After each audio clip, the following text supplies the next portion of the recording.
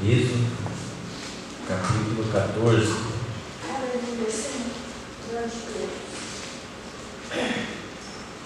O verso 15. Amém? Amém. Vamos ver. Então disse o Senhor a Moisés: por que clamas a mim? Diz aos filhos de Israel que marchem.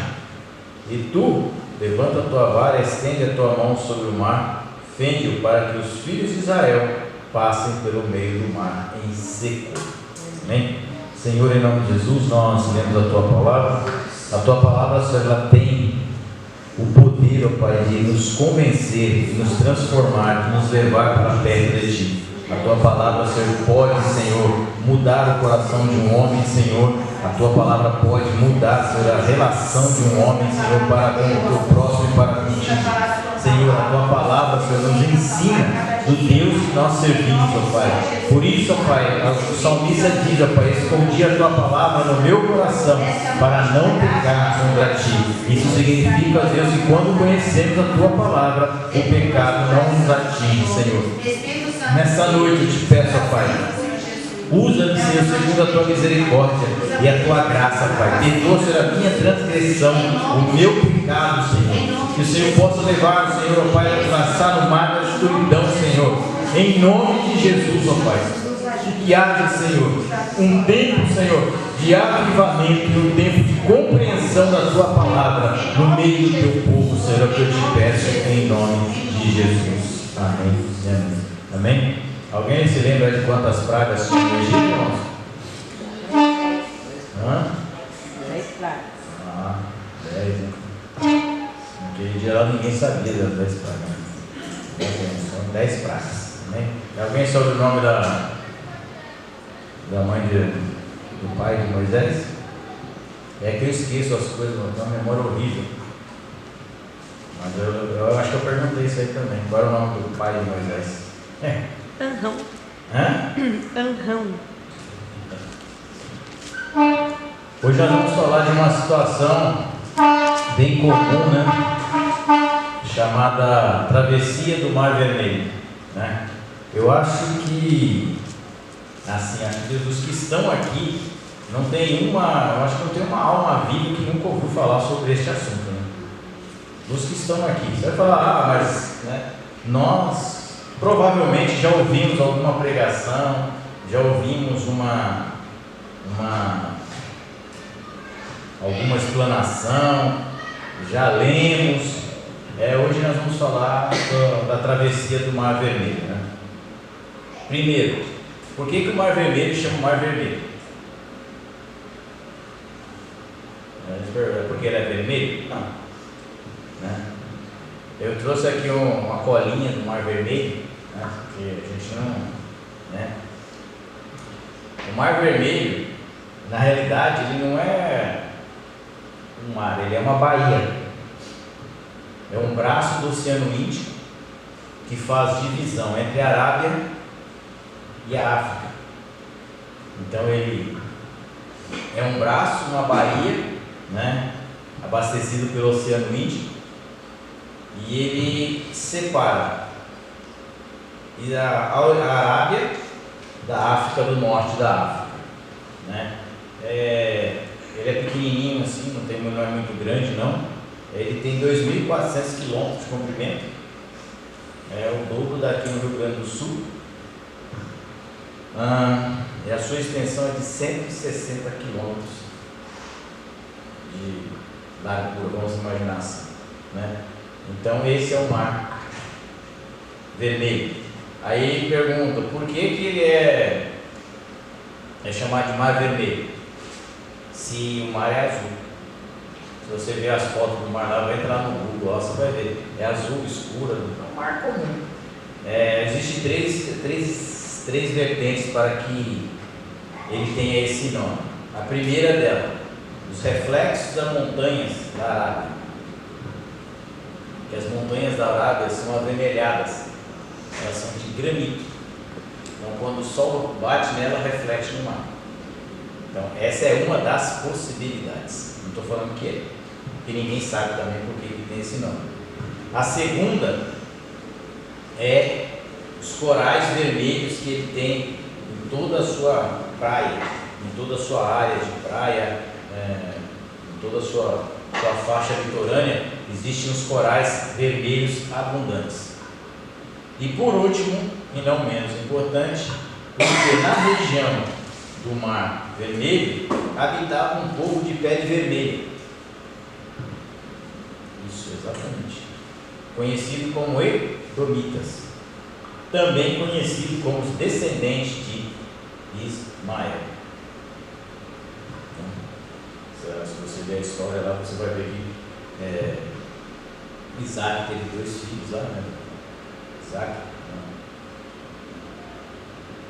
Jacó e o seu irmão.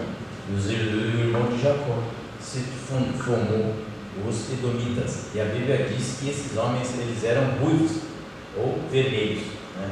Não tem uma distinção. E eles habitavam aquela região, então ficou o Mar Vermelho. Ninguém sabe ao certo porque tem este nome. Ninguém também não faz a menor diferença. Mas é só para tipo de curiosidade. O Mar Vermelho ele faz a aula de história, agora de geografia, né? Quais são os países que o Mar Vermelho banha? Alguém já prestou atenção nisso?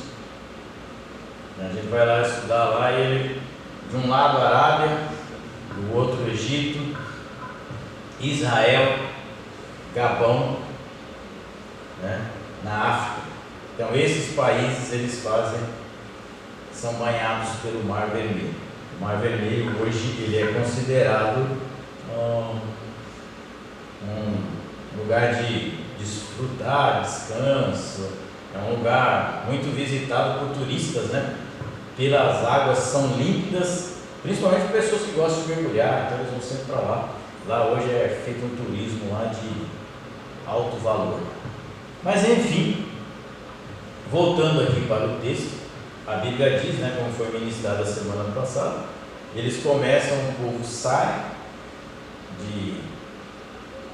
da presença de Faraó do Egito e vão para o deserto. E aí no deserto, por que Deus fez este povo voltar a fazer essa volta aqui pelo Mar Vermelho? Simples, porque para ir direto para Israel, eles teriam que passar pela guarda de fronteira. Eles não tinham equipamentos para tal coisa. Então Deus fez com que eles rodeassem, né? Porque se você vê o noticiário que nós temos aí agora, alguém já viu aí o noticiário da faixa de Gaza? A faixa de Gaza faz divisa com quem, irmãos? E a faixa de Gaza pertence a quem? Tipo ali, de um lado está Israel, no meio está a faixa de Gaza e do outro lado, quem está lá? Palestina. Egito, faixa de Gaza e Israel.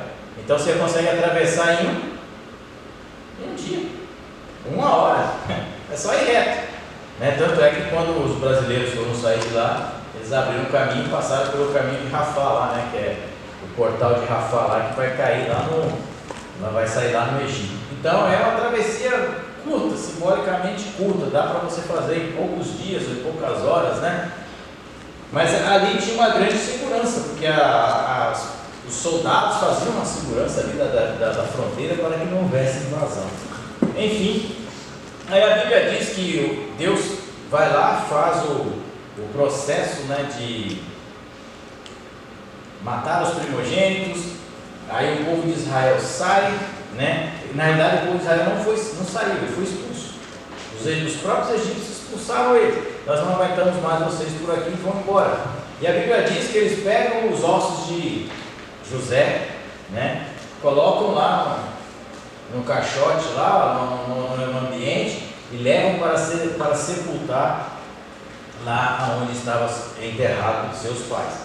E aí a Bíblia diz que quando chega no versículo 14, eles vão para o deserto. E do deserto, esse deserto é uma coisa bem interessante, porque quando você se aprofundava nele, você não tinha como voltar, porque as fontes de água lá eram bem escassas, né? E aí ele diz que Deus faz com que o povo vá para o deserto e fique e vai andando no deserto, Aí você fala, mas por que Deus vai fazer com que o seu povo vá para o deserto? Gente, não tem lógica. Não tem um parâmetro humano para isso. Se Deus quer livrar alguém, se eu quero livrar alguém, eu vou tirar alguém e vou colocar ele no bem bom. Ou não? Tá lá vendo alguém passar fome, você vai levar ele para passar mais fome? Não, você dá um prato de comida para ele. É uma coisa meio óbvia, né? E a Bíblia diz que Deus faz com que esse povo vá para o deserto. Por quê? Porque nós enxergamos aqui, Deus enxerga lá. Porque Deus falou para Moisés, vocês vão para o deserto. E o faraó vai falar, agora eles estão pegos. Por quê?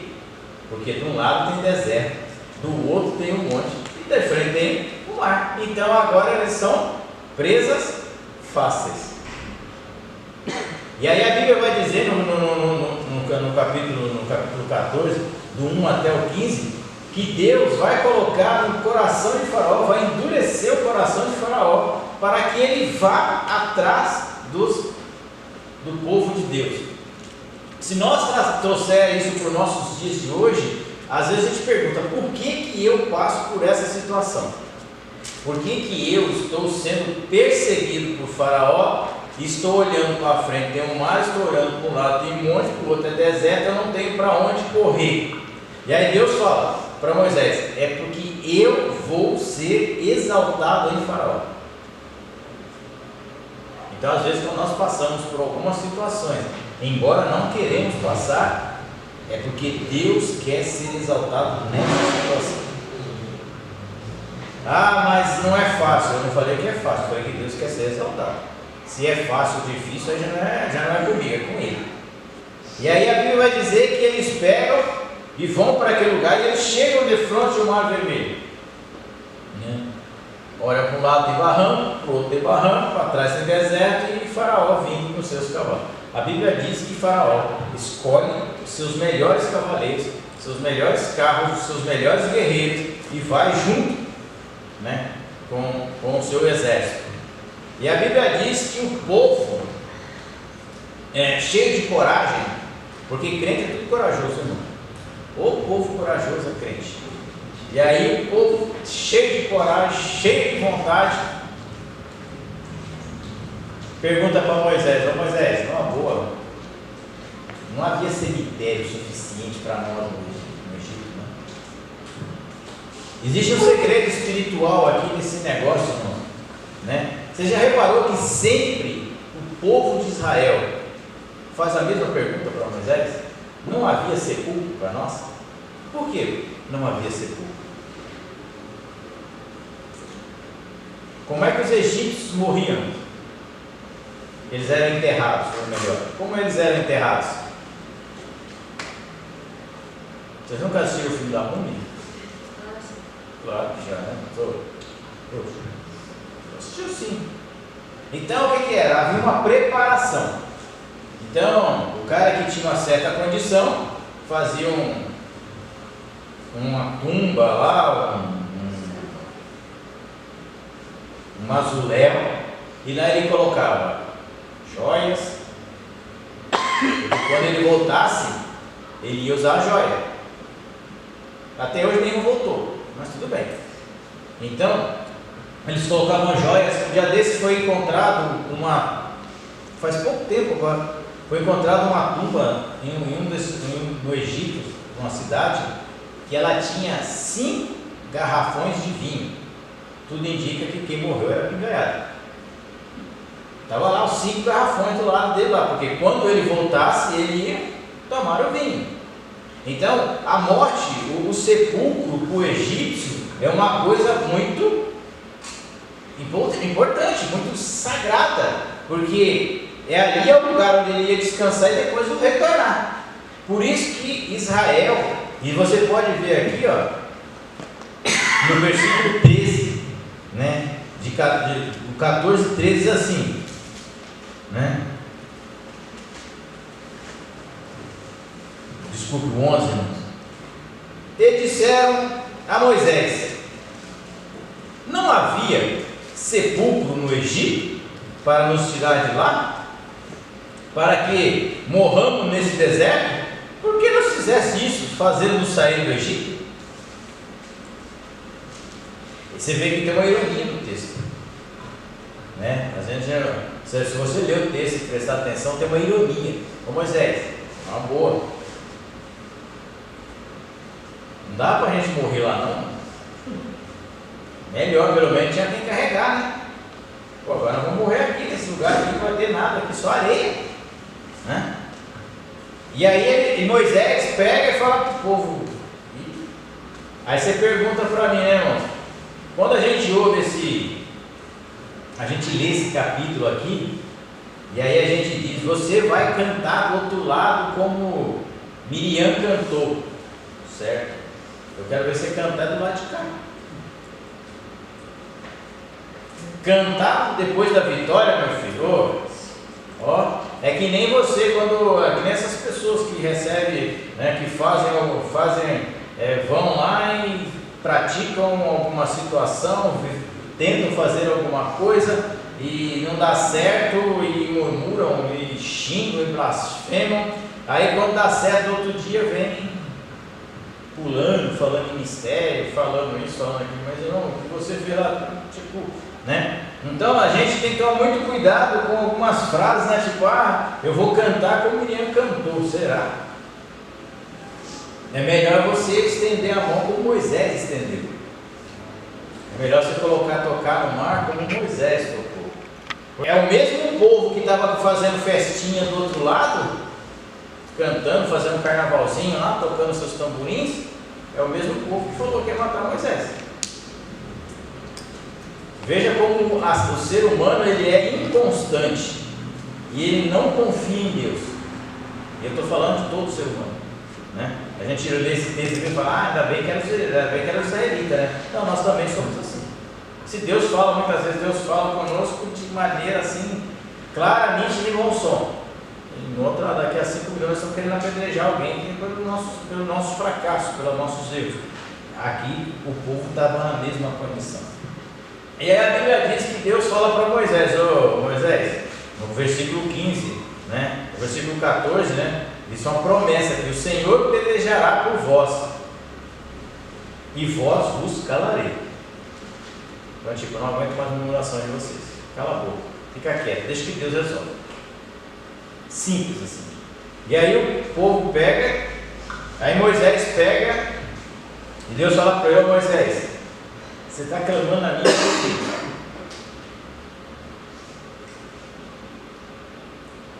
É uma pergunta meia preocupante de Deus para Moisés.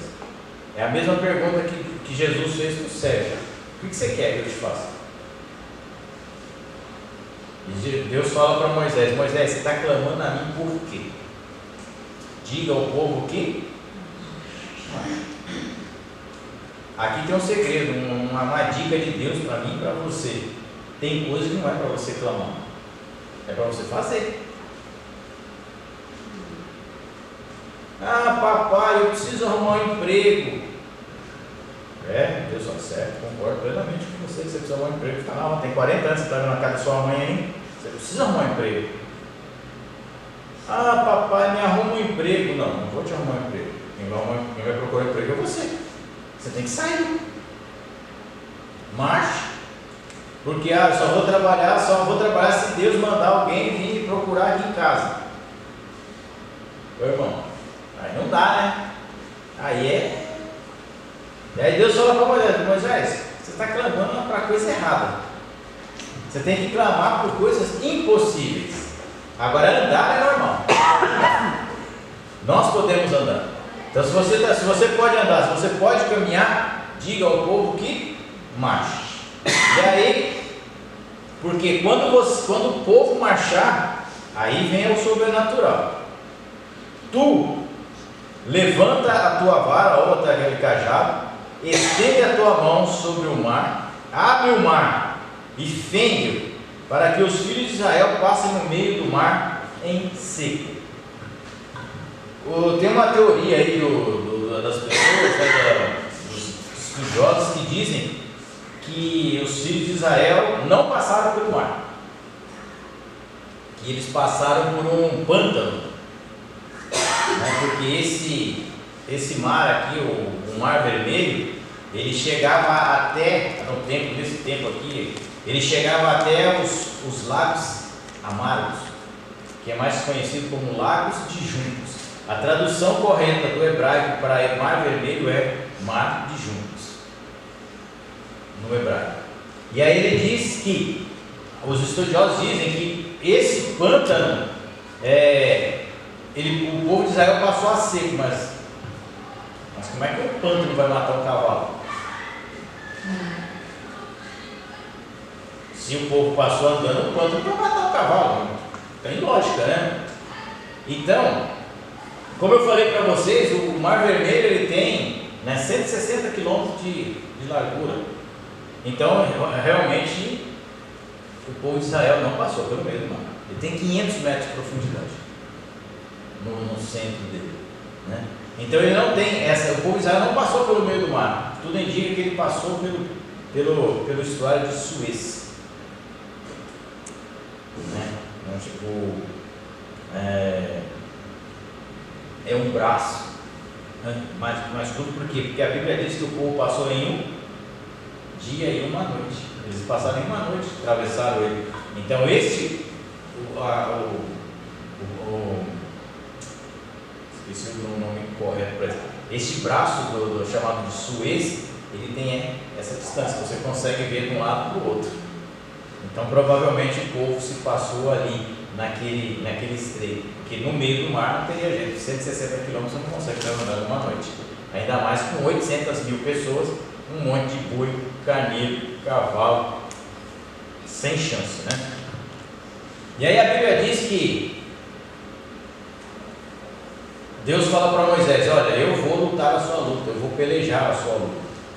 E aí ele pega, fala para o povo: marche. O povo começa a se locomover. Quando o povo começa a se locomover, Deus fala para Moisés: estende o seu cajado, e levanta o teu cajado e estende a tua mão, e fende o mar, quer dizer, parta o mar no meio. Você tem que ter muita fé para fazer isso também. Eu nunca vi ninguém partir nada, não, nem melancia. Eu parti um rio, parti um mar. Aí a Bíblia diz que veio um vento oriental e fez um corredor. E é interessante que a Bíblia é tão detalhista que, se você ler o texto com um pouquinho mais de atenção, a Bíblia diz que os pés dos judeus passaram a seco. Pergunta: como é que se seca o mar em 1 minuto? Porque se chove, vamos falar no lugar normal, aqui 6 horas, quanto tempo leva para secar?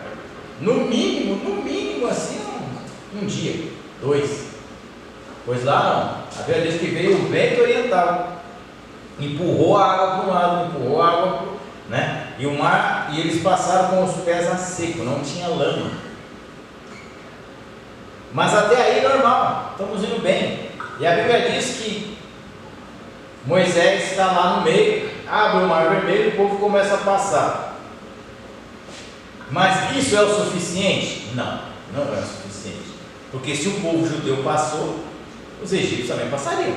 Vocês concordam comigo? Se está aberta a estrada, o mar está aberto, eu estou passando, e o povo está, Israel está passando, e os cavaleiros de Faraó nos carros, iam alcançar eles numa fácil.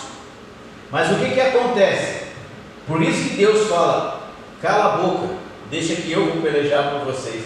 A Bíblia diz que a nuvem que estava à frente do povo vai para trás.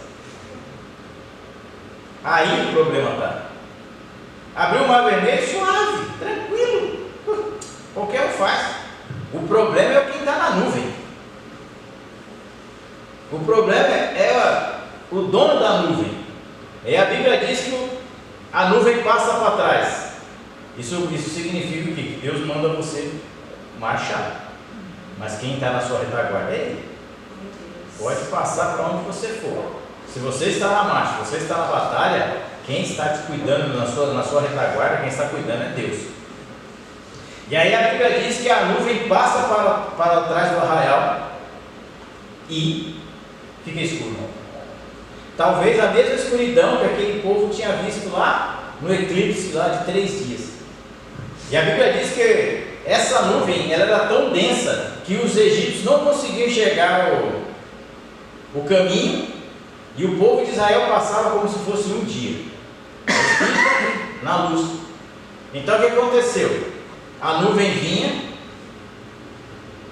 como se você estivesse num lugar e apagasse todos os e você não enxergasse o seu caminho. O povo de Deus está passando iluminado, água de um lado, água do outro, e atrás a nuvem, tudo escuro, e os cavaleiros e os faraós vindo atrás perseguindo o povo de Deus. Aí, né, a gente brinca assim: será que no meio daquele povo tinha alguém que não sabia nadar, irmão? Já pensou? Não, só coisa só o cara que louco nem eu fica pensando, né? Mas não, estou ali de um lado, uma coluna de água de quase 10 metros de altura, do outro uma coluna de 10 metros de altura. Eu estou pensando aqui comigo: misericórdia, Deus, misericórdia, não sei nadar, misericórdia. Se esse negócio fechar, né? E a Bíblia vai passando e eles vão passando. E aí a Bíblia diz que Deus, o próprio Deus, colocou enrosco no caminho dos egípcios. Se o povo de Deus passou andando como se estivesse a seco, sem nenhuma pedrinha, sem nenhum tropeço, sem nada, os egípcios não tiveram a mesma sorte. A Bíblia diz que colocaram pedras, lama. Agora pergunta: se o povo passou a seco, como é que eles ficaram atolados? Não, são perguntas que eu faço, porque às vezes a gente fica pensando: será que Deus abriu o mar mesmo? Não é possível. Não. E aí a Bíblia diz que eles foram passando, segurando, e Deus foi segurando eles, atrasando. E a Bíblia diz que assim Deus fez com que os egípcios não alcançassem os israelitas e nem os vissem. Então eles foram pensando que estavam próximos, e os carros foram quebrando, e foi quebrando, e foi fazendo aquela tragédia toda, até que o último hebreu passou. Quando o último hebreu passou, o último israelita passou, Deus falou para Moisés: pode baixar a mão, Moisés. Aí Moisés falou: é para já. Baixou a mão. No que ele baixou a mão, o que aconteceu? As ondas encobriram, vamos dizer assim, literalmente, o exército de Faraó. E morreu todos, não ficou nenhum só. Porque a Bíblia, Deus cumpre o que ele fala. Porque Deus falou para Moisés: este Faraó que você está vendo hoje, nunca mais o vereis. Ponto. Por que Deus acabou com aquele Faraó? Aí já é um pensamento meu, que não é a Bíblia que está falando. Você já imagina se ele fosse só humilhado, como foi várias vezes. E aí o povo de Israel está lá caminhando lá no deserto. O que você acha que Faraó faria?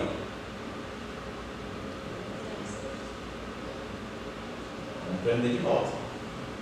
Não teria paz. Mas como ele morreu, além dele não perseguir mais o povo judeu, ainda tem uma coisa interessante chamado notícia. A notícia espalhou. Gente, não tem coisa pior do que a notícia, viu? Quando é verdadeira, beleza. Agora quando é falsa, aí lascou. Mas aqui se espalhou a notícia verdadeira. Tanto é que quando você vai ler lá no livro de Josué, Raabe fala o que para os espias? Temos ouvido o que Deus fez a Faraó. Então serve de memorial diante dos ímpios, diante daqueles que não creem em Deus, que Deus é Deus. E ele fala: olha, eu escutei, eu ouvi o que fez com o Faraó. Eu é que não vou entrar nessa. Vocês ficam aqui, eu dou um jeito, vocês saem. Nós só temos o seguinte: quando vocês entrarem aqui, eu sei que vocês vão entrar. Olha que mulher sábia, e eu sei que vocês vão entrar. só peço uma coisa: poupe a minha família, a minha casa. E aí os dois lá falam para ela: um dia amarra uma fitinha vermelha na sua porta, que ninguém, todo que estiver dentro da sua casa será salvo. Aquele que estiver lá de fora, não nos responsabilizamos. E aí a Bíblia diz que as muralhas de Jericó caíram e foi toda aquela tragédia que aconteceu. Pergunta: se a muralha de Jericó caiu, aonde é que morava Raabe? Na muralha. Por que a casa dela não caiu? É só para você pensar. Por que será que ela não caiu? Porque quem derrubou a muralha sabia onde derrubar, né? Não era que nem nós, que vai derrubar com um parafuso na parede, foi um cano d'água, quebra o cano elétrico. Não, esse que derrubou ali, ele sabia fazer. Então, quando o faraó vai e morre, né, entra no meio do oceano, o oceano fecha sobre ele, eles todos morrem. E é engraçado que o resultado dessa ação de Deus, ela foi vista quando, irmão? Alguém já leu o texto? Quando aconteceu isso, o resultado que Deus fez foi visto quando?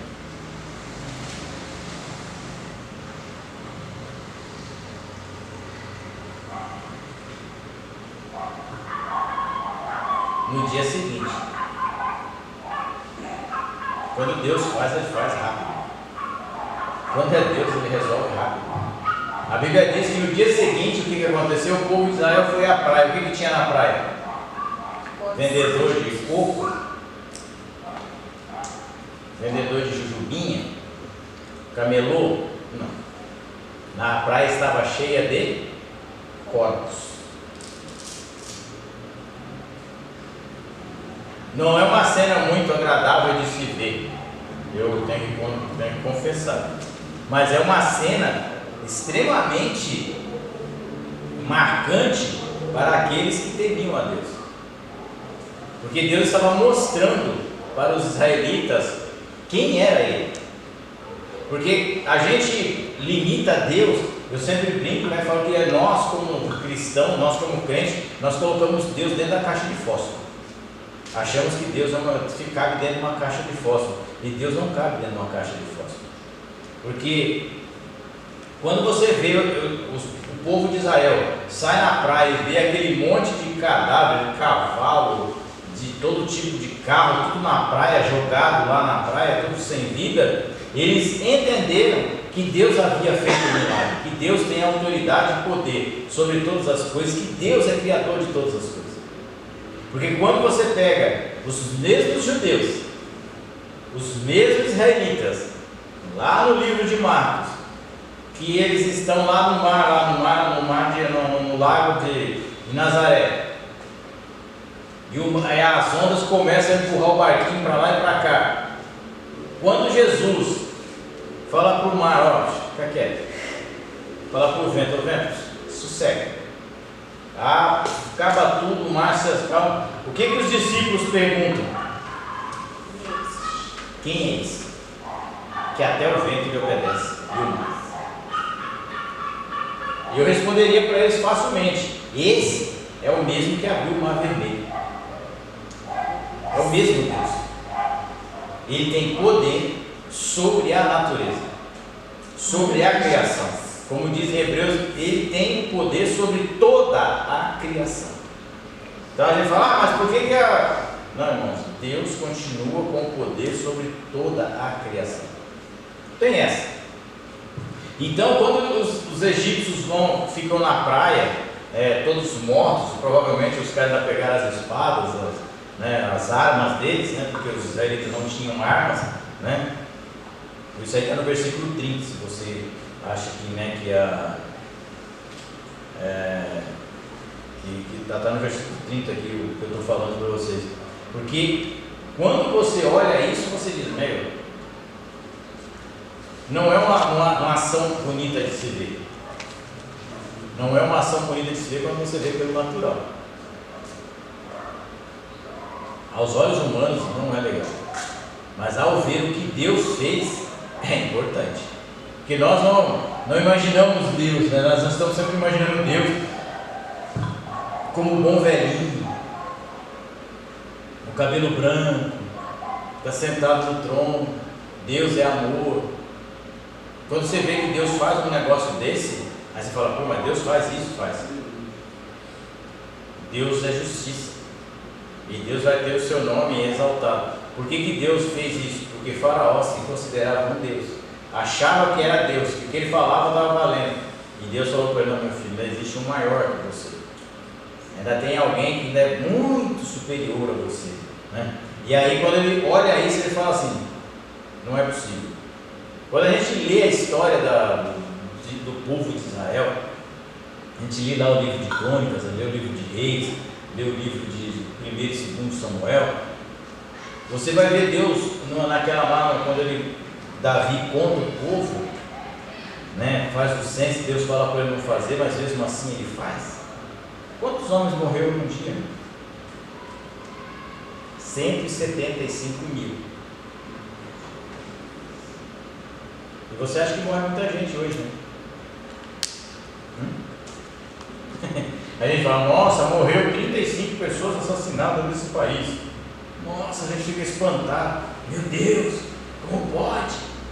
Aí aqui a Bíblia diz que em um dia morreu 175 mil. Não se sabe por quê, mas morreram. Teve um outro lá que a Bíblia diz que, né, dos assírios, né, que morreu 188 mil homens em um dia em batalha. Gente, isso é uma carnificina, né? Falando em português, claro, né? Então a gente não tem nem a dimensão. E é engraçado que no versículo 25, os egípcios vão lá e falam assim, ó, está escrito no 25: retirou-lhe as rodas dos seus carros, fazendo-os andar dificultosamente. Então disseram os egípcios: fujamos da face de Israel, porque o Senhor por eles peleja contra os egípcios. E disse o Senhor a Moisés: estenda suas mãos. Quando os caras viram, irmãos, que o Senhor arrancou as rodas do carro, não sei como, mas ele arrancou. Aí os egípcios pensou bem e falou: peraí, acho que nós entramos numa roubada. Sabe aquela que você vai fazer, parece que está fácil demais? É a pegadinha do malandro, né? Você olha lá no Facebook, nossa, gata, maravilhosa, esplendorosa. Aí você vai no encontro lá do relacionamento e é assaltado e morto. É a mesma aqui, ó, pegadinha. Tipo assim, nossa, tá fácil demais, os caras estão presos, mais de um lado, vai ser fácil, mole. Quando eles chegaram no meio do negócio, que viram que estava tudo errado, tudo enroscando, ele falou: é melhor a gente voltar. Que parece que Deus está lutando por Israel. Só que já era tarde, não tinha como voltar mais. Já estava no lugar onde Deus queria que eles estivessem. Aí a Bíblia diz que fechou, cobriu os carros, cobriu os cavaleiros, cobriu todo mundo, né? E havia no mar. Nenhum deles ficou, mas os filhos de Israel seguiram pelo meio do mar a seco, e as águas foram para eles como um muro, à sua direita e à sua esquerda.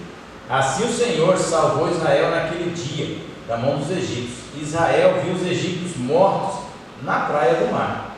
E viu Israel o grande poder que o Senhor exercera contra os egípcios. Por isso temeu o povo ao Senhor e creu nele e em Moisés seu servo. Até aí tudo bem, né? Quando as pessoas depararam com aquele monte de pessoas mortas, de egípcios, de cavalo, eles falaram: Deus está do nosso lado. Deus está do nosso lado. Mas espera aí, não estava lá, minha gente? Quando fez a multiplicação lá das pragas, não estava lá quando salvou os filhos, né? Que todo primogênito foi salvo? Isso prova que nós temos memória curta. A nossa memória esquece rapidinho o que Deus fez na nossa vida. Não é diferente, né? O que nós recebemos de Deus hoje, esquecemos, já estamos pedindo alguma coisa que nós não temos amanhã, né? Deus vai dar risada, né? Você que estava pedindo um copo d'água, ganhou um copo d'água: Senhor, ganhei um copo d'água, vou precisar uma Coca-Cola geladinha, me manda a Coca que eu estou, se eu não receber essa Coca eu morro. Mas você não morrer pelo copo d'água, mas agora é a Coca que faz a diferença. E a gente esquece que Deus já deu o copo d'água, né? Então, a gente trata. E aí a Bíblia diz que, no versículo 15, no capítulo 15, que Moisés, quando chega do outro lado, aí Moisés cantou. Moisés podia cantar, certo? Podia. Falou, gente, ó, ainda a gente podia jogar na face deles ainda, ó. Falei para vocês que vai passar. Vocês são incrédulos, raça de abençoados, né? Queriam me jogar na parede, né? Queriam me matar, né? Agora eu vou cantar. E aí a Bíblia diz que Moisés cantou esse cântico. Esse cântico, como eu falei um dia desse, nós iremos cantar ele lá no céu. Todo aquele que te for salvo vai ter que cantar esse cântico. Se eu fosse você, eu já ia treinando. E nem mais assim.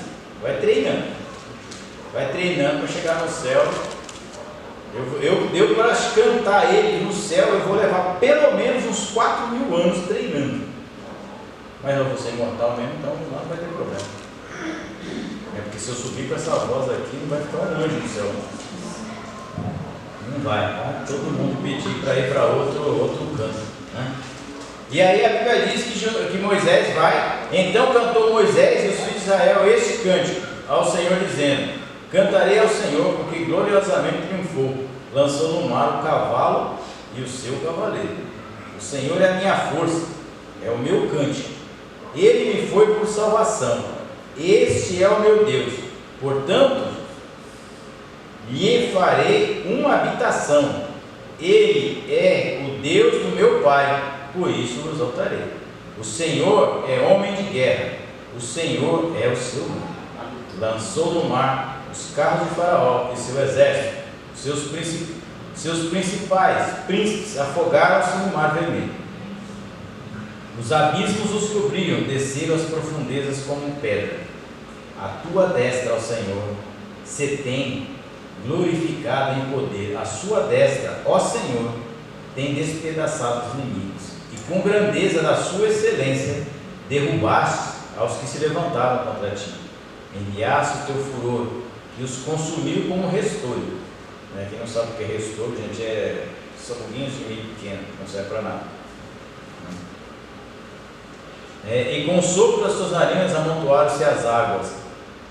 Aí você entende de onde é que veio o vento oriental. Com o sopro da narina de Deus. Meu Deus do céu. Não dá para brincar com Deus, né? E com o sopro de tuas narinas amontoaram-se as águas, as correntes pararam como um montão. Os abismos coalharam e no coração do mar. O inimigo dizia: perseguirei, alcançarei, repartirei os despojos, fartar-me-ei a minha alma deles, arrancarei a minha espada e a minha mão os destruirá. E aí ele vai falando: soprasse o mar. Ele mostra novamente que quem mandou aquele vento foi a boca do Senhor, foi a narina do Senhor para fazer aquela diferença. Então ele vai e começa a cantar esse cântico de agradecimento, né? Eu sei que todos nós cantamos e testemunhamos quando nós recebemos algo de Deus, e é para fazer mesmo, porque nós temos essa incumbência de glorificar o nome do Senhor, e o nome do Senhor ser glorificado nas nossas dificuldades, né? Tem uma música que eu gosto muito, né? Que acho que é da Gabriela Rocha, não é dela, é uma versão, né? Que era o que me diz, o que você me diz, né? Ela diz que vai entregar os seus fracassos, mas vai entregar as suas vitórias também. Então a gente, quando a gente tem essa intimidade com Deus, a gente conhece Deus, a gente entende que Deus é por nós, está na nossa vida, nós temos que ser como Moisés. Primeiro, nós temos que orientar o povo: marche. Mas está difícil, marche. Está complicado, marche. Mas está apertando, marche. Por quê? Quando você marchar, quem vai abrir as águas é Deus. Quando eu marchar, quem vai abrir a cela, as prisões, os grilhões, é Deus. Quando eu marchar, quem vai libertar das drogas é Deus. Quando eu marchar, quem vai curar o enfermo é Deus. né? Quando nós marcharmos como igreja do Senhor, o inferno vai ser submergido, vai ser dominado. Por quê? Porque contra a igreja as portas do inferno não prevalecem. Mas uma igreja que marcha, uma igreja que anda, né? Eu estava comentando um dia desse, né? Nossa, esse ano de 2023 foi um ano bastante sofrido, né? Parece que nós estamos na pandemia ainda. Só que as pessoas morreram e ainda estão andando. Né? Tipo, eu estava comentando com a minha esposa, falei, olha, eu já tenho muito tempo já que eu estou no Evangelho. Vai fazer quase 30 anos. Eu nunca vi um ano, não é um desabafo nem nada, mas eu nunca vi um ano que nós, como liderança, né, eu falo liderança porque eu estou aqui, né? O pastor está ali, que é a minha liderança, e eu também sou uma liderança. Que nós, como liderança da igreja, tivemos tantas dificuldades para conseguir fazer o mínimo. Não é o máximo, é o mínimo. Parece que a igreja, ela sofreu uma cirurgia na coluna e tem que fazer fisioterapia. E os passos dela é desse tamanho assim. Porque quando a gente fala para as pessoas marchem, é porque Deus vai fazer. Quando a gente fala para as pessoas marchem, é porque Deus está no negócio. Ainda que a nuvem esteja na frente, vai para trás. Porque Deus vai cuidar, Deus está cuidando de nós, né? Deus está cuidando da igreja de Deus. A igreja, ela é velada 24 horas pelo Espírito Santo de Deus. Se nós temos algumas pessoas que ainda estão envolvidas estão marchando, vamos usar o termo correto aqui, ainda estão marchando contra as dificuldades, contra todas as barreiras e as limitações, é porque o Espírito Santo de Deus está envolvendo algumas pessoas, uma minoria que ainda continua, a igreja continua dando frutos. Porque se você olhar para o povo, nós vamos ter muita gente cantando do outro lado. Nós vamos ter muita gente fazendo festa do outro lado. Nós vamos ter pouca gente querendo andar com Moisés. Nós vamos ter pouca gente querendo marchar. Porque marchar, irmãos, não é eu mandar você marchar, é você querer marchar. As pessoas falam, mas Moisés falou que o povo marcha. Beleza, mas o povo queria marchar? Não, o povo queria reclamar. Mas como a coisa estava tão ruim, eles falaram, é melhor marchar. Qual que você prefere? Morrer na mão de Faraó ou na água? Deixa o Faraó para lá, vamos na água, né? Muitos foram desse jeito. Então, quando a gente fala aqui da obra de Deus, isso aqui serve para nós, em um caso de libertação de vidas, de pessoas que precisam ser libertas. Estava vendo ontem o pessoal que foi lá fazer entrega de alimentação lá nas ruas. Eu lembro que em 1995 a gente fazia isso, né? Eu fazia isso, eu ajudava a fazer isso, saía lá entregando, orando pelas pessoas e tal. Mas tem que haver alguém que faça, tem que marchar, não adianta. Está todo mundo drogado, e você vai fazer o quê? Vai ficar olhando antes de drogar? Está todo mundo morrendo, você vai fazer o quê? Não vai ajudar, não? Salvar alguns, não? Então, nós como igreja atuante, que devemos atuar, que estamos aí, que temos a incumbência de sair para fora, né? Às vezes nós estamos com o povo de Israel. E esse ano de 2023 foi bem esse povo aqui que está no versículo 11. Pastor, não tem lugar para morrer lá fora não, porque aqui não está difícil, viu? Dá para morrer lá não? Porque as pessoas estão letárgicas. Eu não sei se o Espírito Santo deu um tempo, não sei se Deus resolveu provar alguns, né? Como diz a Bíblia lá, não sei se Deus resolveu deixar peneirar, não sei, mas eu sei que 2023 foi um ano de extrema dificuldade para a liderança da igreja, né? que espero que em 2024 a gente melhore. Nós possamos melhorar, né, como igreja, né? Como povo, nós começamos a marchar.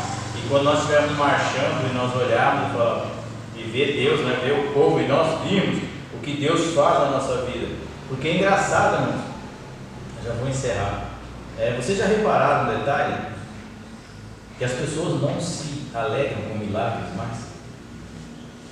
Alguém já reparou nesse detalhe? Não se alegram. É incrível. Você fala para a pessoa: olha, fulano foi curado de câncer. Ah, tá. Não foi curado de câncer. Legal. TikTok isso aqui. Uma dancinha da hora. Muito legal isso aqui. Não, foi curado de câncer. Tá. O presente de Deus foi embora. Puxa vida. É interessante. Eu estou vendo ultimamente as pessoas contam milagres das pessoas. Parece natural. Não, foi desse presente. Estou tão acostumado a ver milagre. Até parece, né? Estou tão acostumado a ver milagre. Não, irmão. Isso, na minha igreja todo dia acontece. Foi um cego. Até o rei Charles enxerga na minha igreja. Paralítico, tem uma senda. Você quer que eu traga quantos para você ver aqui? Por uns 50 aqui. Parece que é assim, né? Parece. Essa pessoa é cega, não enxerga o que Deus está fazendo. Não consegue enxergar. Né? Como diz a diaconisa ali, a irmã Inês, tem que ser grato. Né? Eu fico feliz que Deus faz. Né? Deus fez alguma coisa na minha família. Deus mudou lá. Bom, graças a Deus, obrigado. Você não estava pedindo.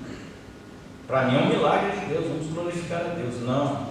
Hoje nós estamos chegando a um tempo, irmãos, que a pessoa vai entrar aqui, vai entrar de cadeira de roda, a gente vai orar, ela vai sair daqui pulando, saltitando, e vai ter irmão olhando no celular. Eu quero que acabe o culto mesmo. Eu tenho pizza hoje. Meu Deus.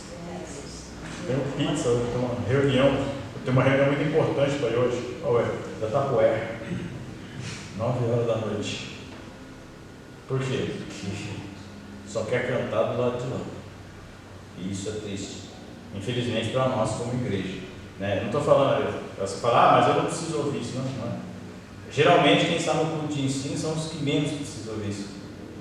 Por quê? Porque são pessoas que trabalham, são atuantes, estão sempre na ativa, estão fazendo algo para Deus, né? É só para você ter uma reflexão do como é, né, essa travessia do Mar Vermelho. Atravessar o Mar Vermelho, suave, a nuvem está lá atrás, tranquilo, está de boa. Mas e as dificuldades? Põe na mão de Deus, vai embora. E as dificuldades? Põe na mão de Deus, entrega. Entrega teu caminho ao Senhor, confia nele. E tudo mais ele. Pelo menos é isso que está escrito. Agora, se eu acredito nisso ou não, eu preciso marchar. Amém? Esse é o Mar Vermelho, irmãos. Eu não sei quantos Mar Vermelhos tem passado na sua vida, mas eu te garanto, você pode até passar pelo Mar Vermelho. Mas se você quiser tomar a bênção, depois você vai ter que passar pelo Rio Jordão. Aí, né, é outra história para outro dia, que não vamos dar spoiler. Amém? Vamos colocar de pé? Alguma dúvida sobre o Mar Vermelho aí? O Mar Vermelho é uma história muito legal. É engraçado que toda literatura tem uma historinha do Mar Vermelho. Você vai em qualquer lugar, você vai ter uma historinha do Mar Vermelho. Ficou mundialmente conhecido. Amanhã intercessão, não era assim?